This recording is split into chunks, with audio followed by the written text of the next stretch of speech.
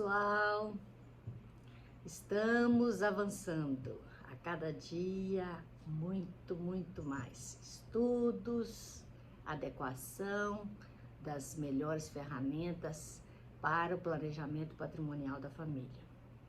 Nós vamos começar uma série que vamos tratar sobre algumas ferramentas que são também de planejamento patrimonial da família, além do sistema de holding patrimonial. Vamos tratar desses temas e dessas ferramentas porque, ao final, quando deixarmos claro e explicitarmos quais são as vantagens, quais são as indicações para a implementação do planejamento patrimonial da família através do sistema de holding patrimonial, todos vocês poderão verificar o quão mais importante é esse tipo de planejamento pelo sistema de holding patrimonial familiar. Mas vamos passar pelas ferramentas que são tradicionais, que são antigas e que ainda são usadas até por desconhecimento do sistema de planejamento patrimonial através de holding. Então, hoje nós vamos tratar sobre a partilha em vida no planejamento patrimonial da família. Então, com um bom planejamento, é possível assegurar a proteção e a perpetuação do patrimônio, que é o objetivo de todo patriarca, certo?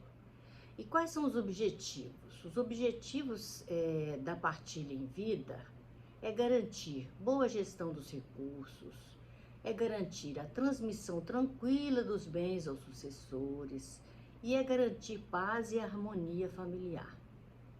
Então, hoje, vamos nos deter e vamos tratar da partilha em vida. É um instrumento bastante estratégico.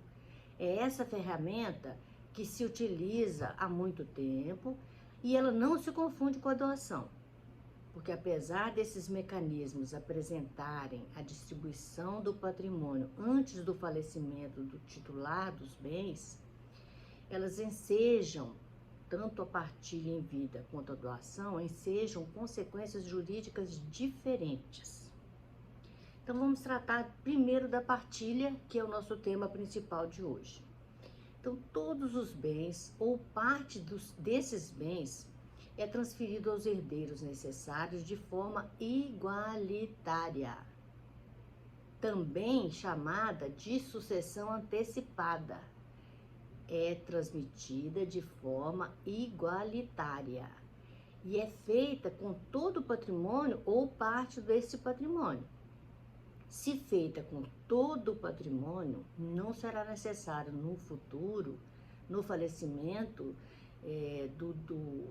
dos pais, do pai que está fazendo a partilha em vida, não será necessária a abertura de inventário. Então, é preciso que tenha atenção especial numa situação que pode acontecer.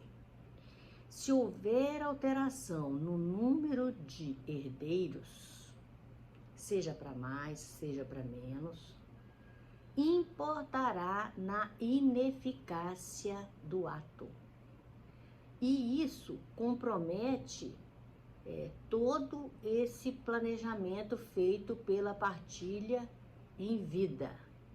Então é preciso de ser corrigida essa divisão, porque se houve alteração para mais ou para menos, a divisão pode não estar mais igualitária. Então é preciso que haja a correção dessa divisão, dessa partilha. Então vamos ver um exemplo de antecipação da legítima, de antecipação de todo o patrimônio, na verdade, pode ser, mas através da partilha de bens, como que o ascendente, como que o pai deve se portar e deve se preocupar. Vamos supor que ele tenha 2 filhos. E vamos supor que ele não queira fazer a antecipação da partilha em vida de 100% do seu patrimônio. Que ele faça, por exemplo, de 70% desse patrimônio. Como ele deve fazer? Ele deve contemplar cada filho com 35%, que somados vão compor os 70%, que é do seu interesse de antecipar essa partilha em vida, e os 30% fica para o futuro, após o falecimento, esses 30% serão levados a inventário, e no inventário eles vão ser partilhados entre os herdeiros também de forma igualitária. Agora, como é que a gente pode distinguir a partilha em vida da doação? Primeiro, vamos tratar do tema com base na legislação. O Código Civil, no artigo 2018, diz o seguinte: é válida a partilha feita por ascendente, pelos pais, por ato entre vivos ou de última vontade, contanto que não prejudique a legítima dos herdeiros necessários. Então, a partilha tem que respeitar a legítima, ela pode ser feita por ascendente para os seus descendentes, por ato entre vivos e de última vontade. Já a doação está prevista no Código Civil, no artigo 538, que diz o seguinte: considera-se doação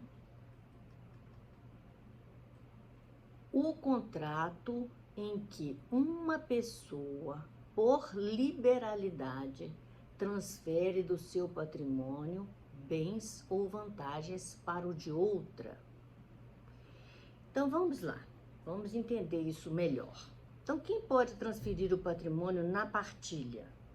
De acordo com os dois artigos que nós destacamos do Código Civil. Então, primeiro, na partilha, quem pode transferir esse patrimônio? Somente o ascendente. Na doação, qualquer pessoa pode transferir o patrimônio e fazer a doação. Quem é que pode receber o bem? Se for na partilha, o descendente é que receberá o bem.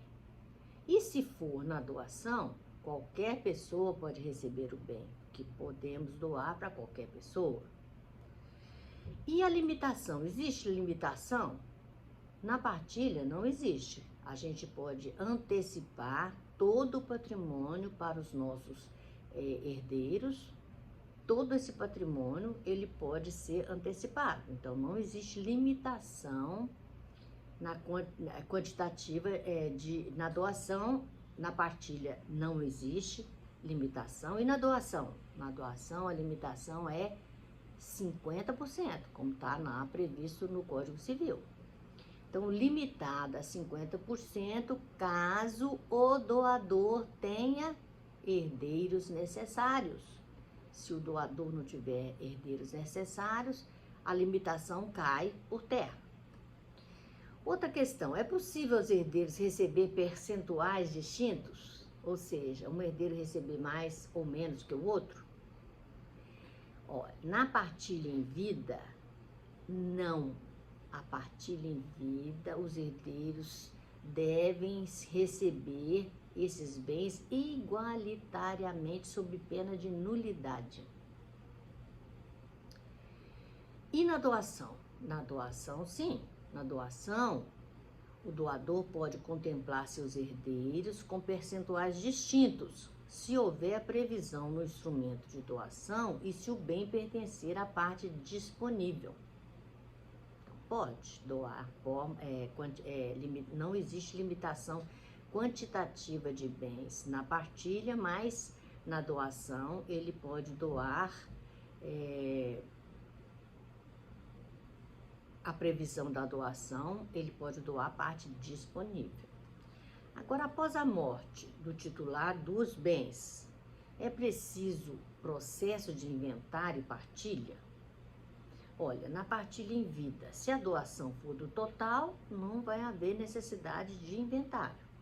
Se a doação for parcial, ela vai exigir o inventário sobre o remanescente. Então, será necessário o inventário se a partilha não contemplar a totalidade dos bens ou se um herdeiro receber mais algum bem após a partilha. Desequilibra a igualdade que é necessária entre as partes, então é preciso recompor e é preciso refazer a partilha, ok? Então, tem que ter atenção se houver alteração de bens entre os herdeiros. É necessário levar os bens à colação? Colação é quando a gente recebe um bem antecipadamente ao falecimento do nosso ascendente, dos pais. Então, na partilha em vida, não há necessidade, porque a partilha, ela é sempre igualitária. Então, não precisa de levar a colação. Mas na doação, é preciso levar a colação quando feita a um descendente ou ao cônjuge. A doação deve ser levada à colação, salvo se no ato da doação houver expressamente consignado naquela escritura que aquela doação está dispensada de colação. Aí é possível que não tenha que levar a doação para a colação dos bens. Ao final, nós tratamos aqui da partilha de bens em vida. A partilha de bens em vida vai ter, sim, a incidência do ITCMD, o Imposto de Transmissão Causa-Mortes. Na partilha em vida, esse imposto não será, ele será devido, e ele será devido pelo valor de mercado dos bens, ou pelo valor atualizado dos bens, tá?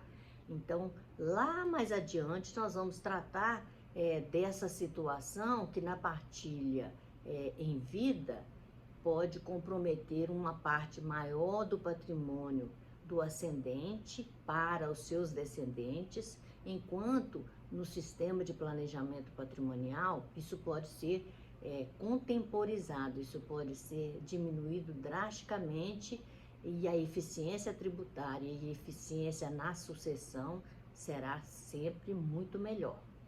Mas, por enquanto, estamos tratando das ferramentas tradicionais. Então, acho que essas dicas que eu passei para vocês agora dão uma boa visão e um bom conhecimento do que significa a partilha em vida. A partilha em vida é uma antecipação de inventário. E se for na totalidade dos bens, essa partilha vai eliminar a necessidade de inventário quando do falecimento do ascendente, ok?